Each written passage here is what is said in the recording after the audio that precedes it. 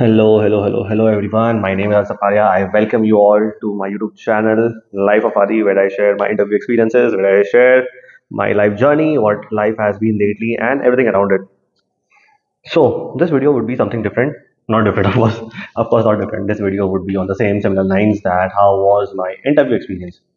This time, my interview experience, which I'm saying about, is of CAP IIMs. सो अब तो JAP आ गया है, अब तो फिर पता नहीं, अब सैप जैप वगैरह सब कुछ आ गया है। मेरे टाइम पे तो सिर्फ कैप आयम्स था। मेरे टाइम पे मतलब इतना बुरा नहीं हूँ, लास्ट ईयर का ही इंटरव्यू की बात कर रहा हूँ मैं। तो लास्ट ईयर तक हमारे यहाँ पे कैप आयम्स था। तो कैप आयम्स में Udaipur, Trichy, Bodhgaya, Sirmaur, Jammu and then Ranchi was also there I guess. So basically overall in the sense कि ये सब आईएम के इंटरव्यू प्रोसेस थे लास्ट टाइम।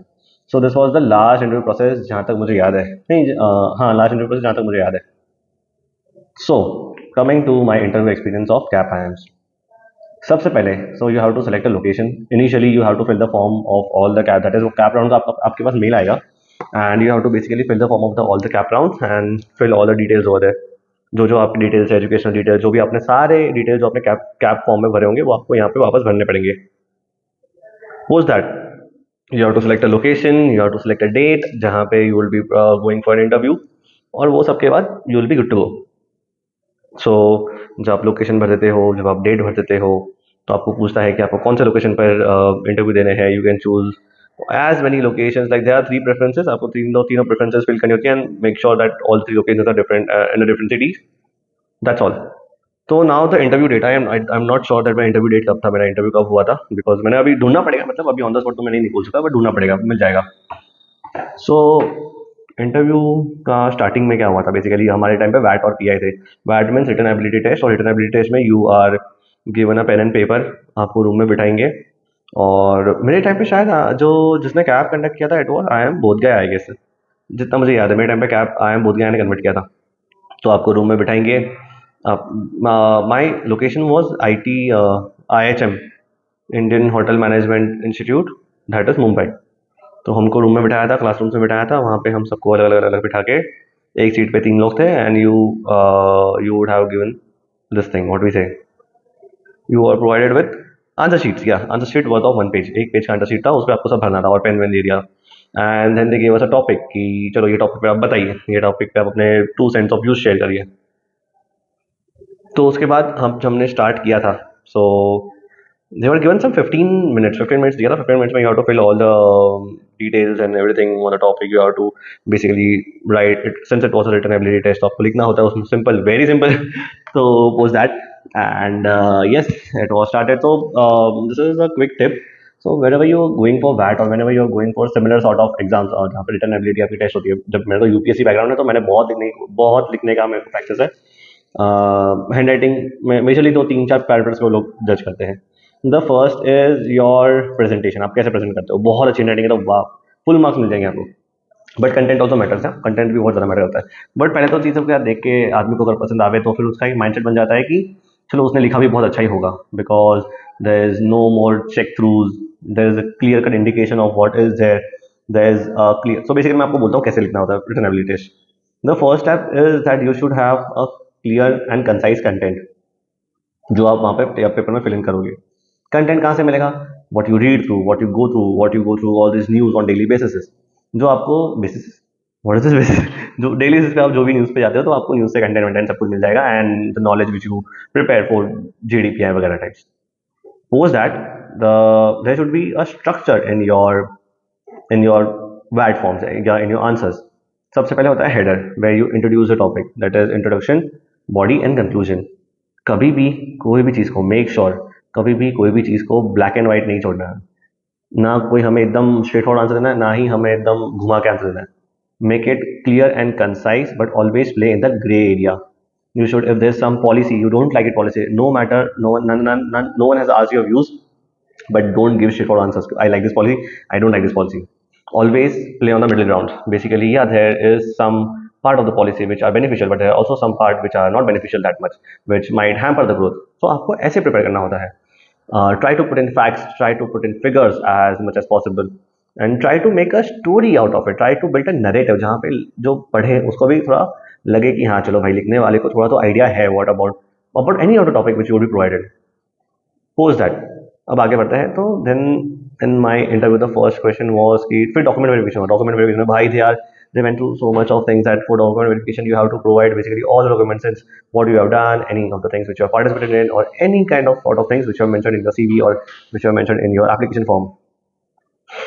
इस सब के बाद now the time comes for interview. अब इंटरव्यू पे वो टाइम पे शायद दो साउथ इंडियन पर्सन से जो मैं इंटरव्यू ले रहे थे. The first one I guess both were from I M Trichy I guess, बल though the I M Bodh Gaya was connected in this process, but both interview panel was from I M Trichy शायद से, मुझे लगता है शायद से, I am not sure, but yeah let's see क्या होता है फिर.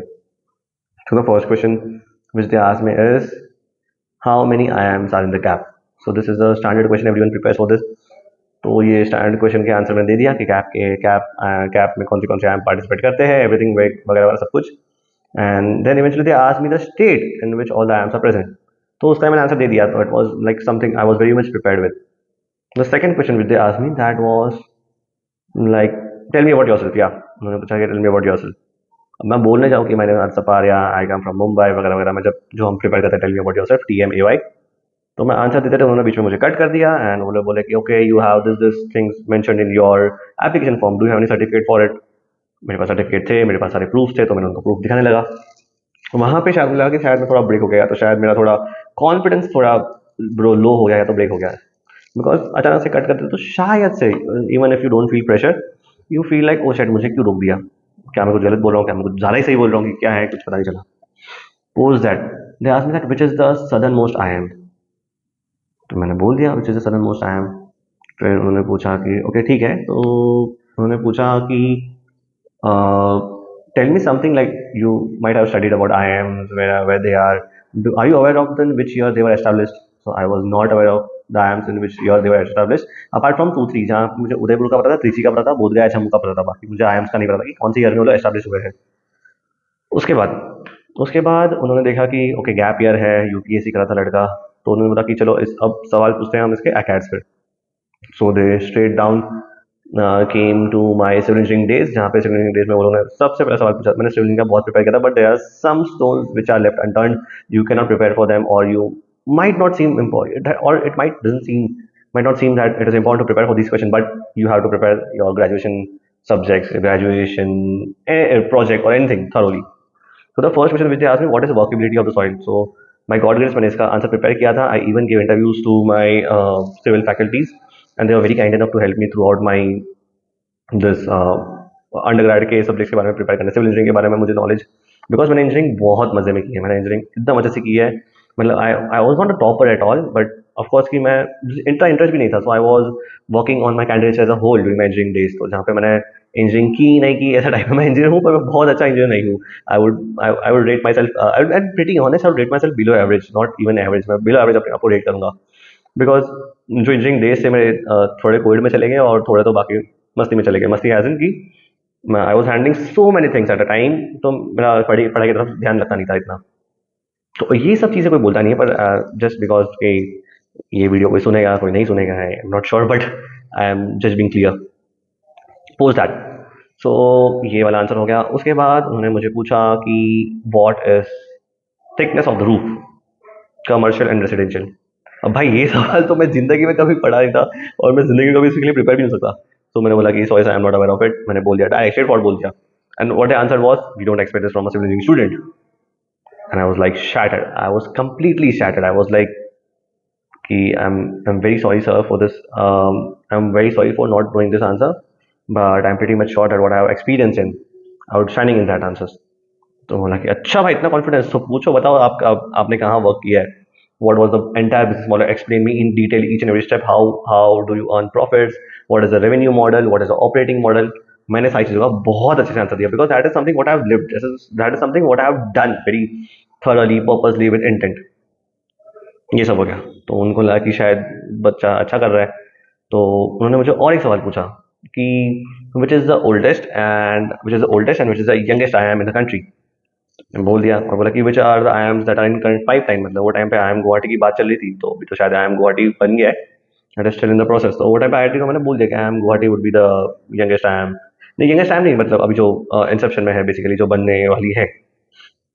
So currently under consideration. उसके बाद जो बात हुई थी, उसके बाद हमारी बात हुई थी कि मुझे बताओ, उन्होंने पूछा कि मुझे बताओ कि I M Trichy, is Trichy a right name? So I was aware of it. I M Trichy नहीं है, आई एम तिरुचिपल्ली है, but we say I M Trichy, I M Trichy, I M Trichy. बस तो मैंने बोल दिया कि नहीं sir, it is I M Tiruchirappalli, I M Trichy नहीं है वो। तो बोला कि चलो अच्छी बात है, आपने तो अच्छा बोला है। तो फिर उन्होंने मेरे एकेडमिक्स पे आ गए कि और acad marks are low, because my acad marks are genuinely low, I have not so good marks in my graduation, जैसे मैंने आपको कहा। तो मैंने उनको बोला कि sir, if you would look at my candidature, my academic marks in graduation might be low, but my candidature or my overall profile has a lot more recognition at various competitions at various levels, at district level or a state level। तो बोला कि ठीक है, आपका state level के लिए क्या है? तो मैंने बताया कि sir, I have won Hindustan Times fresh face award. तो बोला कि बढ़िया, Hindustan Times fresh face award तो दिखाइए, do you have any proof of it? तो मैंने बोला yes, I have proof of it and I showed them the newspaper cutting and the trophy as well, trophy photo as well, which I जो मैंने print करके लेके गया था मैं बेसिकली। तो मैंने ये सब चीज़ दिखाई उनको। And they were like, very good, so you are much more inclined toward extracurricular activities and rather than academics। मैंने बोला sir, I would like to maintain fine tune fine balance among both. उसका मैंने answer prepare किया था कि why low marks in academics, और जरा आपके एक्स्ट्रा करिकुलर्स क्यों, आप एक्स्ट्रा करिकुलर्स में ज़्यादा आगे हो। तो मैंने उसके आंसर प्रिपेयर किया था। तो बोलते हैं कि लोग तो संभालते हैं। उन्होंने मुझे बोला कि but people manage both academics as well as extra curriculars and they excel at both the things. उनके sir, there might be few exceptions as well, but majoritarily what I see as me as a candidature, I make sure that all the boxes are checked, and which will eventually make me a better person, a better candidate, or better at competition at each and every level। So there are no stones unturned from my end। तो बोले कि भाई अच्छा है, बहुत well spoken हो आप तो। बोला भाई थैंक यू। और it is like a conversation, like right, you guys might seen that it is a interview, grilling विलिंग करते, थोड़ा ग्रिल करते हैं, because they are come from academic background, they expect कि बच्चे ज़्यादा एकेडमिकली इंटेंड होने चाहिए, आईआईएम के लिए जा रहे हैं, आईआईटी के लिए जा रहे हैं। तो वो कुछ हम जैसे बच्चों को देख के वो थोड़े शॉक हो ही जाते हैं इवेंचुअली। एंड उसमें उनकी भी गलती नहीं है, बिकॉज शायद उन्होंने ऐसे बच्चे देखे होंगे या ऐसे बच्चे, बिकॉज मैं वहाँ पे देखा था भाई, ऐसे पढ़ाकू पढ़ाकू बच्चे लोग आते हैं literally. It is not that I am not पढ़ाकू, आई एम ऑल्सो पढ़ाकू एज वेल, मैं भी बहुत पढ़ाकू, बहुत पढ़ता रहता हूँ। But it is the only thing that कि आप कहाँ कहाँ से क्या कैंडिडेट लेके आ रहे हो, कैसे आ रहे हो, क्या आपका बैकग्राउंड है, and everything matters a lot, right? Post that, अब आते हैं थोड़े कुछ भयंकर सवाल, again from my civil engineering days. The first question, the another question which they asked me from civil engineering days, that okay, we won't ask you anything from the things which you have done, what are your strengths, but we would ask you something from your graduation। The another question which was put on that is, what are the types of foundations? उसका मैंने basics answer दिया था, बहुत layman language में basics answer दिया था। I am sure that they were not happy with this answer, but they were satisfied enough, yeah. उसके बाद next question which they asked me, that what are the grades of concrete. इसका मैंने surface level पे answer दिया था। तो उन्होंने बोला कि ठीक है, मुझे बताओ कि डिफरेंट ग्रेड्स ऑफ कंक्रीट होते हैं, तो किस किस चीज़ों के लिए वो काम आते हैं। सो मैंने बोला कि M20, M25, M30, M50, ये सब का कंक्रीट होता है। उन्होंने बोला एम का मतलब क्या होता है। तो एम का मतलब, अब मुझे पता था वो टाइम पे एम का मतलब क्या है, बट मुझे दिमाग में आया ही नहीं, मुझे क्लिक ही नहीं हुआ कि what am means in the grades of concrete. So over there, I was not able to answer this question, since it is a basic question, right? You anyone who will be studying civil engineering, उनको पता होगा कि ये बहुत basic सा question है कि M मतलब ग्रेड्स ऑफ कंक्रीट में एम का मतलब क्या होता है, बट वो टाइम पे मुझे सच में क्लिक नहीं हुआ। I tried a lot। I eventually answered them, sir, I would like to take a minute or two to answer this question। बोलते हैं एम का आंसर देने के लिए कौन इतना मिनट और टू लेता है? Sir, I am someone who needs bit of re-knocking to my brain to answer this question correctly। But eventually after taking a few minutes, मैं वो आंसर नहीं दे पाया था। It is generally better to agree what you can answer, what you can't, but it's okay, it's completely fine। Post that, मतलब चलो ठीक है, we are the another person was done with the interview, and the another question, the person was asking कि okay, who is education minister, बताइए education minister कौन है। फिर tourism minister कौन है, since I had a hospitality background of few months। तो बोलते हैं कि फिर बोलते, अरे बाप रे, फिर बोलते हैं कि tourism minister कौन है। फिर उन्होंने पूछा कि ओके, मुझे बताओ कि मिनिस्ट्री ऑफ कॉमर्स कौन है, मिनिस्ट्री ऑफ कॉमर्स इंडस्ट्रीज कौन है, मिनिस्ट्री ऑफ एविएशन कौन है। तो चार पांच तो मिनिस्टर ही पूछे, तो because everyone prepare for it, तो मैंने भी उसके लिए प्रिपेयर किया था कि कौन है मिनिस्टर, कहाँ के मिनिस्टर, कहाँ से आते हैं, क्या उनका बैकग्राउंड है एंड व्हाट नॉट। So फिर there was this question which they asked me that which I would like to choose, because ये mostly सब लोग को पूछते हैं। तो I answer, I am Udaipur sir, I am Udaipur, because सब लोग I am Udaipur, I am Trichy के लिए करते हैं, बट मेरा नहीं हो पाया था। आई एम उदयपुर ने मुझे स्टेट लेवल रिजेक्ट कर लिया था। I M Trichy, I was wait listed, और बहुत लंबी वेट लिस्ट कभी क्लियर नहीं होती, आई वॉज श्योर। बट यहाँ थोड़े बेसिक बेसिक छोटे छोटे कैप आइम्स कन्वर्ट कर लिए थे। फिर उसके बाद H R D happen to me, and फिर तो क्या ही आया भाई, फिर तो एच आर डी हो गया, तो फिर तो आई एम में कभी वो वाले बेसिक आई एम में जाना कोई सेंस बनता नहीं था। सब कोई आई ले सकता है, सबके लिए कुछ कुछ ना कुछ चांसेस रहेंगे, सबकी अपनी अपनी चॉइस होती है. But for me, I choose HRD over baby IIMs. So yeah, those third gen IIMs. Yeah, that's all. So that was my detailed cap IIM interview experience. Lately, my videos are doing very well. I don't know किसी किसी help हो रही है. अब बहुत बच्चे मुझे reach out कर रहे हैं. Helping each and every kid, each and every child, each and every aspirant, free of cost, completely free of cost. So even if you're facing any kind of basic problem, कुछ भी doubt है, you can connect me via LinkedIn, you can connect me via Instagram. I'll be more than happy to help you guys. And yeah, successful हो जाओ, you get into your dream B school, and that's all. Yeah, that's all. We are here to help everyone. That's all from my side. Aditya Saparia signing off. Stay tuned for new videos. Keep learning and be the best of yourself. Thank you.